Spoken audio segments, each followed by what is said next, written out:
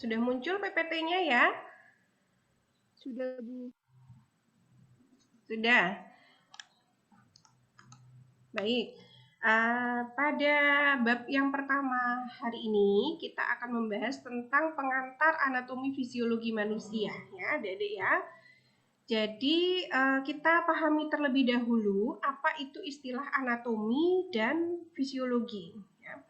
Anatomi ini berasal dari bahasa Yunani, yaitu ana dan tomos. Ya, ana ini artinya memisah-misahkan atau menguraikan, tomos ini memotong-motong. Berarti kalau kita bayangkan ini merupakan struktur atau bagian-bagian begitu. Nah, ini yang disebut dengan anatomi.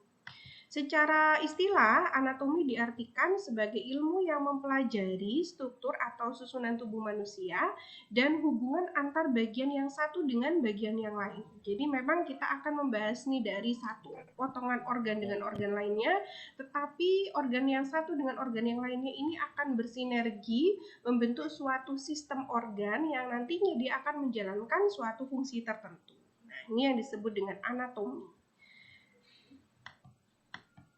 Anatomi, klasifikasinya ini ada anatomi mikroskopis, berarti bagian yang kecil-kecil ya, mulai dari sel dan organel sel. Biasanya anatomi mikroskopik ini tidak bisa terlihat dengan mata telanjang, tetapi harus dengan bantuan mikroskop ya. Nah, sel kita bisa melihatnya dengan mikroskop, apalagi organel sel ya. Organel sel itu bagian-bagian di dalam sel, mikroskop elektron yang bisa melihatnya ya. Jadi kemudian yang kedua ini adalah anatomi makroskopik. Kalau makroskopik berarti bisa terlihat oleh mata ya. Misalnya organ-organ tubuh kita. Ini yang cukup besar, ada jantung, ada paru-paru, kemudian mata, jari jemari, tulang dan lain-lain. Lalu ada anatomi sistemik adik-adik. Nah, anatomi sistemik itu berarti struktur anatomi yang mencakup suatu sistem organ tertentu. Misalnya apa? Misalnya sistem pencernaan ya. Sistem pencernaan kan terdiri dari berbagai jenis organ ya, mulai dari rongga mulut, kerongkongan, kemudian lambung ya, usus halus. Nah, seperti itu. Jadi kumpulan dari anatomi-anatomi mikroskopik dan makroskopik ini membuat atau membentuk suatu anatomi sistemik gitu ya. Nah, mungkin pernah dengar adik-adik ada nih obat yang bekerjanya secara lokal, ada yang sistemik ya. Kalau lokal ini berarti dia hanya berpengaruh pada satu organ tertentu. Nah, kalau efek obatnya secara sistemik gitu ya, berarti suatu sistem yang lebih besar yang akan dipengaruhi oleh obat tersebut. Seperti itu. Kemudian kita ke fisiologi ya. Kalau anatomi ini adalah strukturnya, struktur atau susunan tubuh manusianya, sedangkan kalau fisiologi itu artinya adalah proses atau mekanisme fisik yang terjadi di dalam tubuh manusia ya. Jadi kalau anatomi itu adalah susunan atau struktur tubuh manusia, sedangkan fisiologi adalah proses yang terjadi di dalam tubuh manusia. Klasifikasinya ada fisiologi seluler, berarti prosesnya terjadi pada level sel. Misalnya apa? Respirasi seluler, kemudian ada juga proses sintesis protein, misalnya ya itu pada levelnya seluler, berarti fisiologi seluler. Lalu yang kedua, fisiologi spesifik. Ya, fisiologi spesifik ini berarti suatu proses yang menjelaskan fungsi atau kerja dari suatu organ tertentu. Ya, secara spesifik, misalkan jantung berfungsi untuk memompa darah ke seluruh tubuh. Ya, kemudian otak misalnya sebagai satu sistem koordinasi pusat koordinasi tubuh ya. Jadi memiliki proses yang spesifik atau berbeda dengan organ-organ lainnya. Kemudian yang ketiga ada fisiologi sistemik. Berarti kalau fisiologi sistemik ini adalah suatu proses yang menjelaskan kerja dari suatu sistem organ tertentu ya, bahkan sampai dengan mekanisme satu tubuh ya, sistemik. Jadi misalnya fisiologi sistem pencernaan nanti akan berpengaruh pada fisiologi tubuh secara umum, secara lebih besar. Nah, ini disebut dengan fisiologi sistemik ya, lebih luas dibandingkan dengan fisiologi spesifik. Sedangkan yang keempat ada fisiologi patologis. Kalau fisiologi itu normal, kalau kondisi yang tidak normal disebut dengan patofisiologis, ya.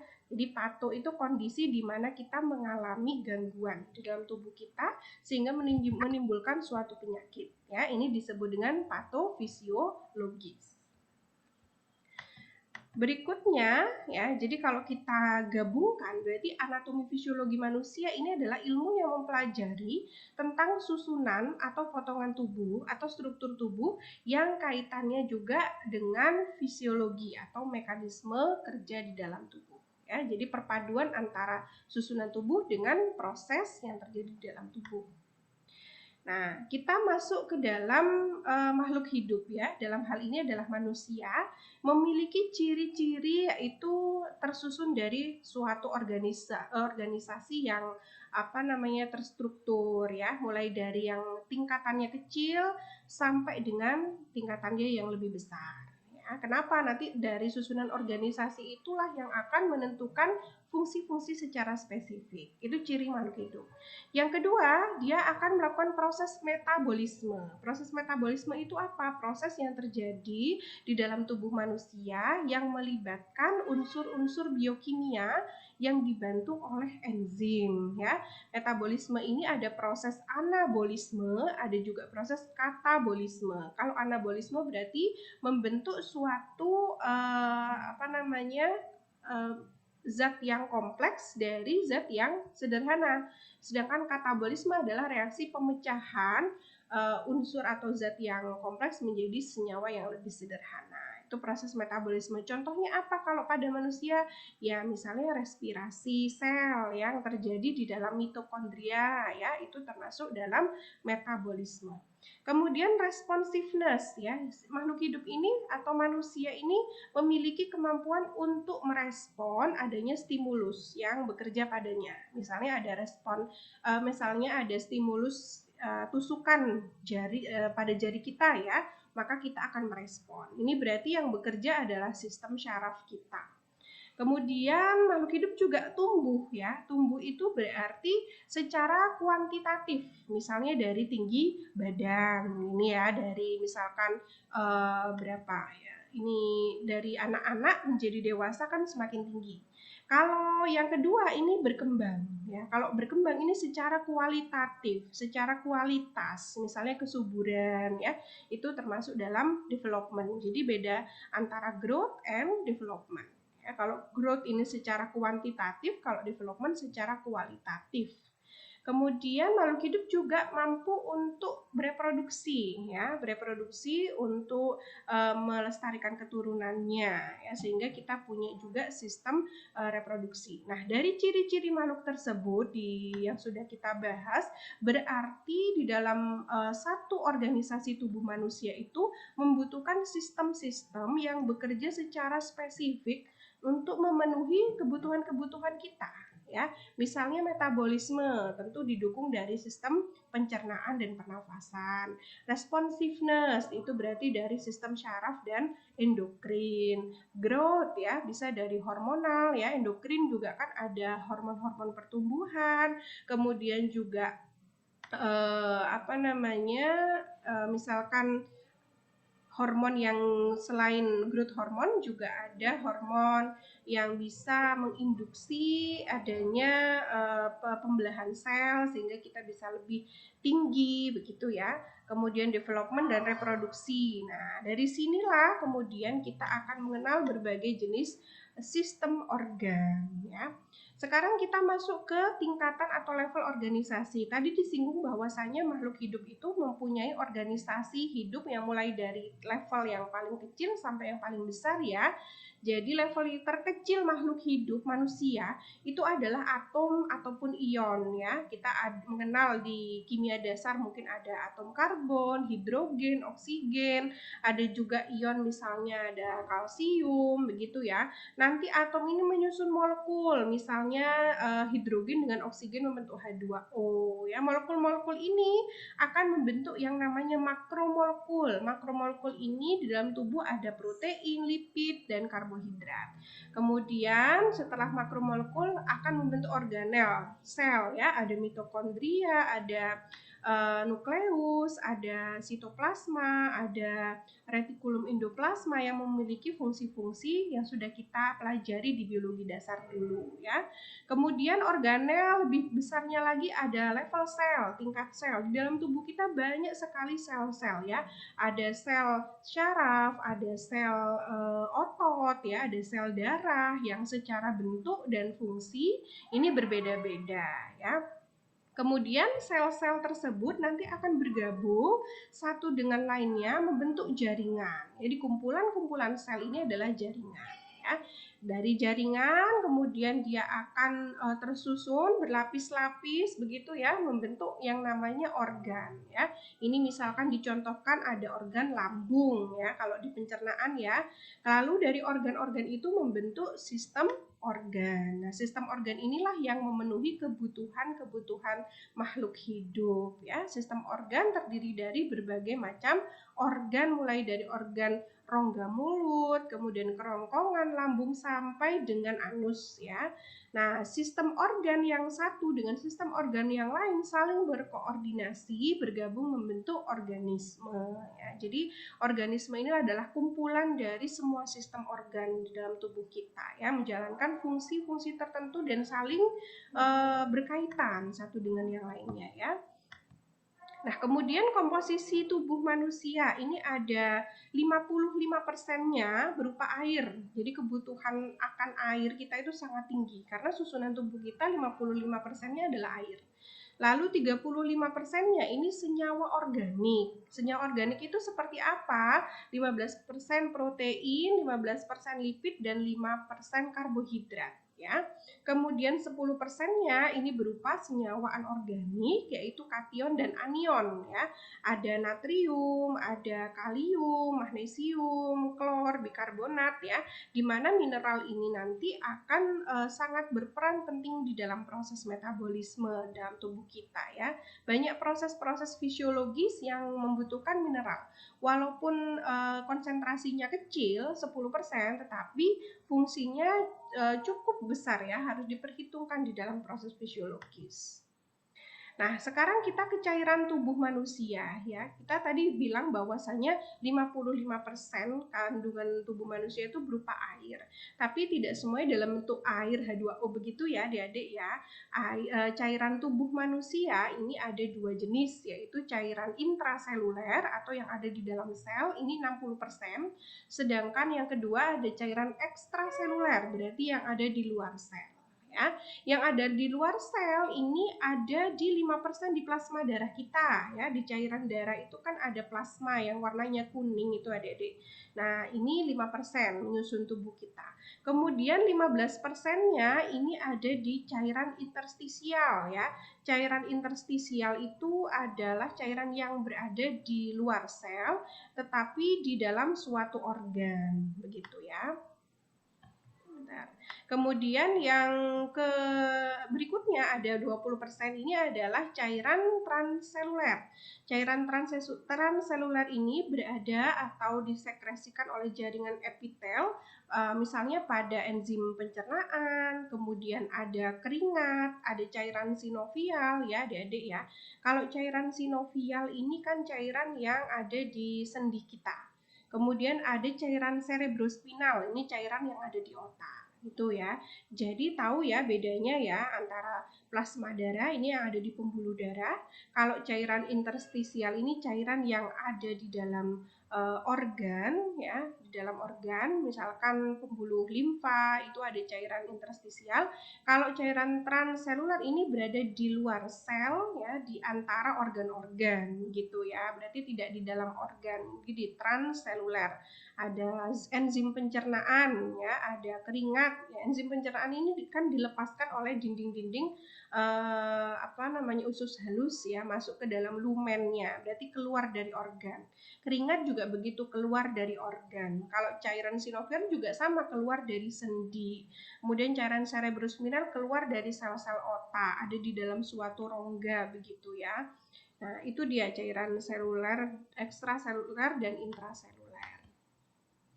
Nah, kemudian berikutnya adalah fungsi dari cairan tubuh manusia ini macam-macam ya. Ada yang membantu proses metabolisme, ada yang membantu pencernaan, misalnya enzim-enzim ya. Kalau hormon termasuk cairan sel apa? Cairan tubuh enggak? Termasuk ya hormon, misalnya hormon seksual, ada hormon kortisol, ada hormon insulin, itu juga termasuk cairan tubuh manusia ya. Banyak sekali bentuk-bentuk cairan tubuh manusia.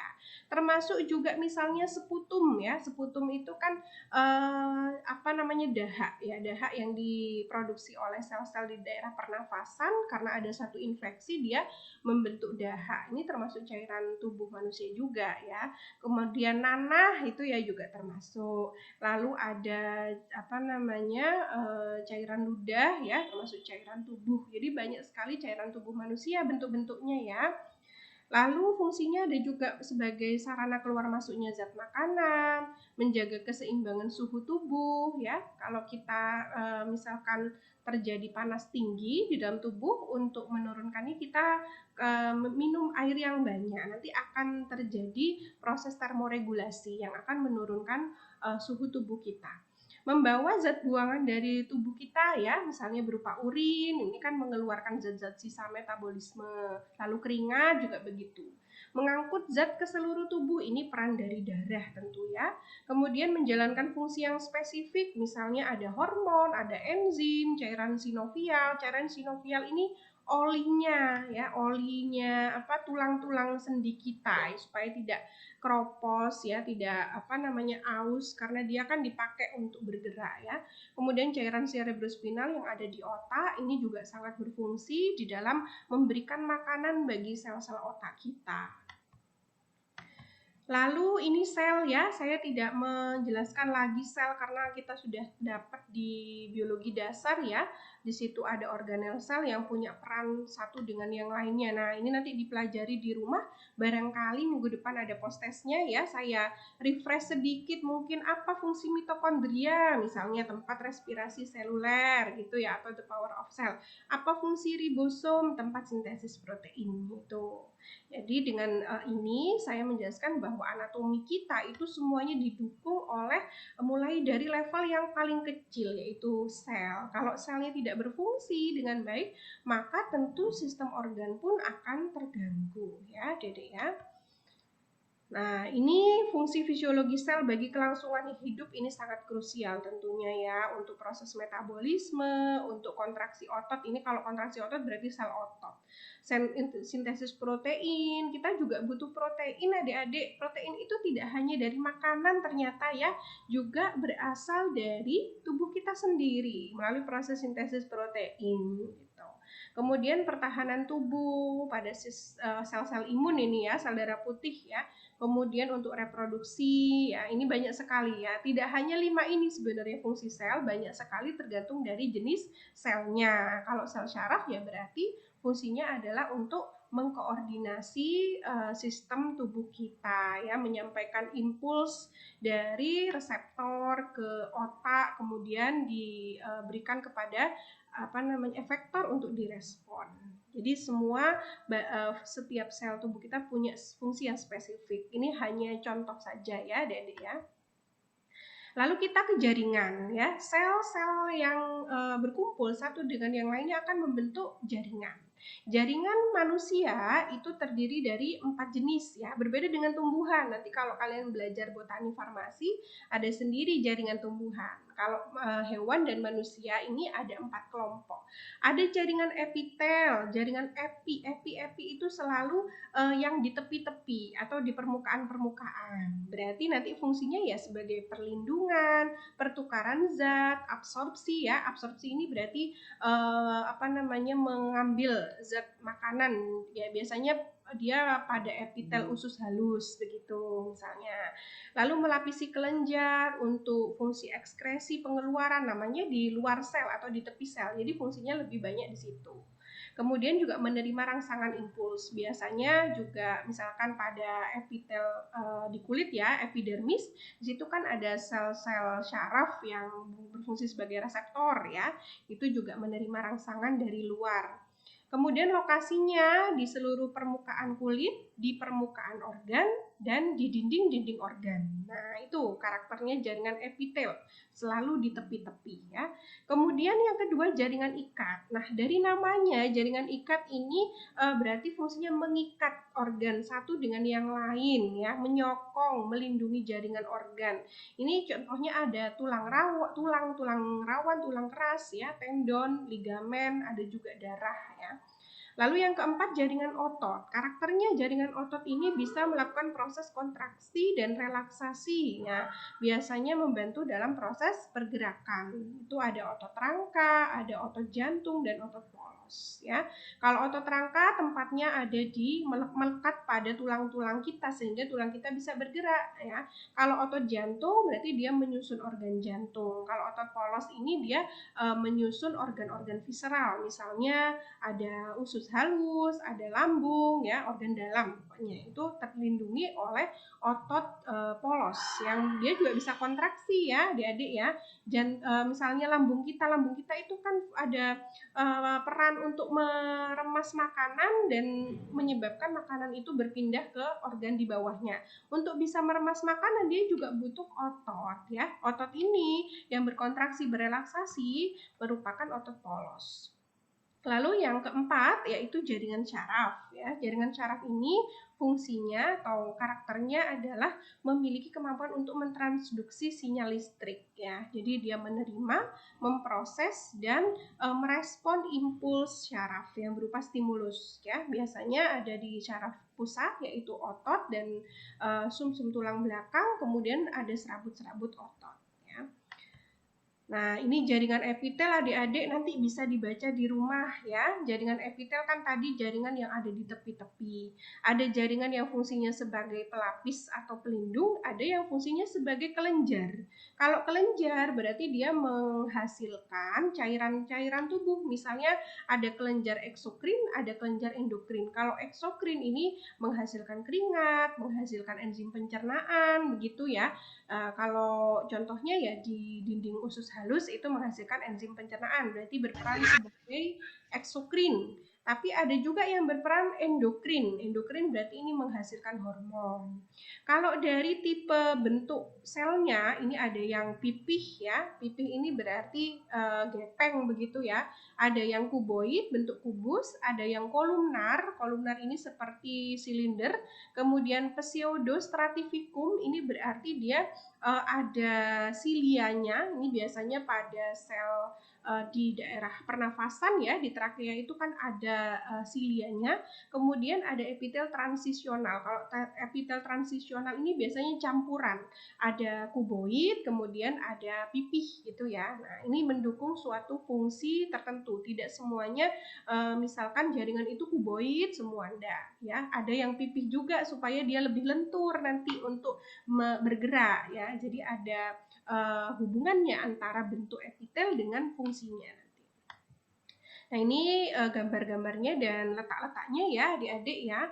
Ada lapisan epitel yang berkornifikasi. Berkornifikasi ini berarti dia keras ya. Misalnya pada kulit ya. Kulit yang keras itu contohnya pada siku misalnya ya, siku.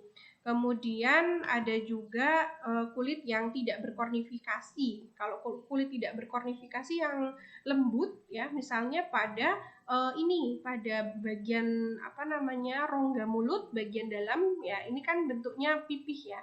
Kemudian pada bibir. Nah, ini termasuk jaringan epitel, kulit yang tidak berkornifikasi. Kalau yang berkornifikasi itu ya kulit yang biasanya ini kan lebih kasar dibandingkan dengan bibir. Kalau bibir kan lembut ya adik-adik ya, itu tidak punya lapisan kornifikasi ya. Kalau kornifikasi yang paling tebal itu ya pada siku dan pada lutut. Nah, ini kan kalau kalian jatuh, nah supaya tidak sakit ya, Allah kasih dia jaringan berkornifikasi yang tebal. Itu ya. Kemudian ini macam-macam jaringan dari bentuknya ya, ada yang pipi, ada yang bentuk kubus, ini kuboid berarti misalnya pada tubulus ginjal. Kemudian juga ada yang kolumnar ini bentuknya silinder ya adik-adik ya. Lalu ada yang Pseudostratificum, ini bersilia yang tadi saya bilang dia bergabung dengan jaringan yang punya silia atau rambut-rambut ya, rambut-rambut halus begitu, biasanya pada saluran pernafasan adik-adik ini ya, trakea, hidung gitu ya. Nah, kemudian ada transisional, ini yang gabungan ya, ada lapisan jaringan epitel kuboid, ada pipihnya. Misalkan ini pada jaringan di saluran ekskresi ya, ureter, uretra, dan kandung kemih ya. Kandung kemih kan itu juga punya kemampuan untuk mengeluarkan urin. Jadi ada lapisan transisional supaya dia bisa berubah-ubah dari bentuk kuboid ke pipih begitu ya. Nah, ini jaringan ikat ya, ada jaringan ikat tulang, ada juga darah ya, ini ada ligamen ya, ada jaringan lemak atau adiposa, ini termasuk jaringan ikat adik-adik. Fungsinya mengikat dan menyokong tubuh kita. Kalau tulang kan menyokong tubuh kita ya. Kalau yang mengikat itu ada juga selain tulang, darah, dan jaringan lemak itu juga ada misalkan kolagen ya, itu termasuk dalam jaringan ikat juga ya. Pernah tahu kolagen ya Dede ya? Nah, kalau misalkan di iklan-iklan itu misalnya semakin usia kita bertambah kolagen menurun gitu ya. Kolagen fungsinya adalah selain untuk regenerasi kulit, ini juga dia mengikat jaringan tubuh kita. Itu kalau sudah jaringan kolagennya menipis, maka konstruksi tubuh kita, jaringan tubuh kita itu akan berkurang ya, sehingga kepadatan kulit, kepadatan tulang berkurang lama-kelamaan. Ini yang disebut dengan degenerasi ya, penurunan fungsi tubuh. Lalu ada jaringan otot ya, ini yang fungsinya adalah untuk kontraksi dan relaksasi. Ada jaringan otot polos, jantung, dan rangka ya. Kalau otot rangka ini biasanya melekat pada tulang. Kalau otot jantung ada di struktur jantung. Kalau otot polos tadi di organ-organ visceral atau di organ dalam tubuh kita ya. Kemudian ada jaringan syaraf, ini berarti yang punya kemampuan untuk menstimulasi, memproses, dan merespon adanya stimulus atau rangsangan dari luar ya. Kemudian, jaringan-jaringan tadi akan bersatu membentuk organ adik-adik ya. Organ ini merupakan sekelompok jaringan yang bersatu membentuk fungsi tertentu. Misalnya jantung, itu organ. Otak, paru-paru, lambung, usus halus itu organ ya. Jadi nanti kalau misalnya jantung, misalnya lambung ya, diiris begitu ya, diiris melintang, nanti ada lapisan-lapisan. Nah, lapisan-lapisan ini jaringan. Jadi organ akan dikupas menjadi jaringan, jaringan akan lebih kecil lagi berupa sel, gitu ya. Nah, kalian tidak ada histologi ya semester ini pada kurikulum yang baru. Kalau di histologi itu akan dibahas adik-adik apa misalnya jaringan lambung itu susunannya apa saja. Nanti akan saya selipkan pada proses pada pembahasan masing-masing organnya ya. Histologisnya bagaimana. Kemudian organ-organ tadi akan bersatu membentuk suatu sistem organ di dalam tubuh manusia. Ini kurang lebih ada 11 sistem organ ya, mulai dari integumentari, ini berarti kulit, skeletal, ini tulang, muskulus ya atau muskular, ini otot, nervous ya, ini saraf, endokrin, ini hormon, kardiovaskular, ini terdiri dari jantung dan pembuluh darah. Kemudian organ limfatik ya, organ limfatik ini fungsinya adalah pabriknya sistem imun ya. Kemudian respiratori, pernafasan, digestif, pencernaan, urinaria, ginjal dan saluran urinaria, kandung kemih ya, lalu reproduksi gitu. Nah, ini fungsi-fungsinya ya adik-adik ya. Nanti bisa dibaca di rumah. Kemudian ini ada uraiannya ya, sistem integumen itu apa saja organnya ya. Ada kulit, ada rambut, ada kelenjar keringat ya, kuku misalnya. Nah, ini fungsinya sebagai proteksi. Ada sistem rangka. Nah, ini nanti dibahas ya. Ada tulang, tulang keras, tulang rawan, ligamen, sumsum tulang ya. Ini. Ada otot ya, sistem otot, ada sistem syaraf ya. Nanti ini akan kita bahas per pertemuan ya. Nanti kan akan dibahas tersendiri sistem otot, gitu ya, sistem pernafasan gitu. Ini secara umum saja untuk pengetahuan awal adik-adik ya. Lalu sistem organ endokrin ya, ini yang menghasilkan hormon. Kalau kardiovaskuler ada jantung dan pembuluh darah. Ada darahnya juga ya, nanti dibahas di situ. Lalu sistem limfa, misalnya ini ada organ limpa, ada nodus limpa, ada timus ya, ada kelenjar getah bening, mungkin adik-adik pernah dengar, itu termasuk dalam sistem limpa. Lalu ada sistem pernafasan atau respirasi ya, ini sudah tahu sekali ini karena adanya COVID ini banyak belajar tentang pernafasan ya adik-adik ya, mulai rongga mulut sampai dengan alveolus di paru-paru. Lalu ada sistem pencernaan, ada sistem urinaria ya. Urinaria ini dari ginjal, kemudian ureter, kandung kemih dan uretra. Ya. Kemudian ada reproduksi, ini pria dan wanita. Ya, ada organ dalam dan organ luar. Begitu. Kemudian sistem organ ini ada juga sistem imun ya adik-adik ya, tentang kekebalan tubuh. Nanti kita juga akan belajar itu, bagaimana tubuh kita melindungi diri. Lalu ini integrasi sistem organ ya, bahwasanya sistem organ itu saling berkomunikasi satu sama lain, saling berdampak satu sama lain. Misalnya kita ada gangguan pencernaan, itu akan pengaruh ternyata ke sistem kardiovaskuler, ke sistem urinaria ya. Jadi semuanya di sini saling berpengaruh, terintegrasi. Nanti kita akan tahu bagaimana integrasinya kalau kita sudah membahas per bagian ya.